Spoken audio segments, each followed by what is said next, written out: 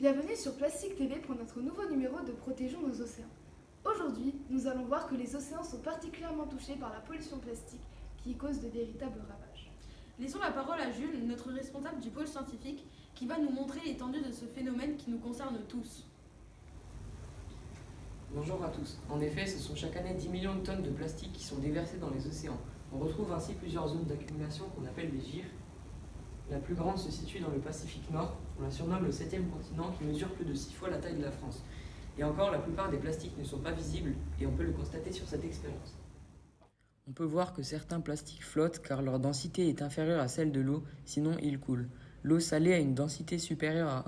C'est pour cela qu'il y a plus de plastique qui flotte sur l'eau de mer que sur l'eau douce. C'est le cas dans cette expérience. Mais il y en a toujours qui coulent, c'est pourquoi on en trouve sur et dans les océans. Pour ralentir ce phénomène, des actions de sensibilisation sont menées par des élèves et adultes du collège Georges-Olderit de Faré-Berzulaire. Pour l'une d'elles, M. Kleinens, maire de la commune, nous a fait l'honneur de sa présence. Retrouvons maintenant notre envoyé spécial Badis pour plus de précision. Bonjour à tous. Effectivement, chaque année a lieu ici même la campagne Nettoyons la nature, organisée par des personnels de l'établissement pour des classes de 6e. Parmi les déchets ramassés, beaucoup sont en plastique, emballages, bouteilles, sachets, et nous évitons ainsi qu'ils se retrouvent dans nos océans. La neige, je vous rends l'antenne et n'oubliez pas, nettoyons la nature. Merci Badis. Tournons-nous maintenant vers Awen pour une autre action menée au sein du collège. Bonjour, je me trouve avec Monsieur Mathis, professeur d'histoire géo et de MC qui va vous présenter son opération de solidarité et de préservation de l'environnement. En effet, cela fait maintenant plusieurs années que j'organise une collecte pour l'association Les Bouchons de l'Espoir 57. Nous réalisons ainsi des affiches et des cartons dans lesquels les élèves déposent tout au long de l'année leurs bouchons en métal, en liège et en plastique. Une fois la collecte effectuée, Madame Carman, membre de l'association, vient les récupérer. Ils seront ensuite triés et revendus à des entreprises de recyclage.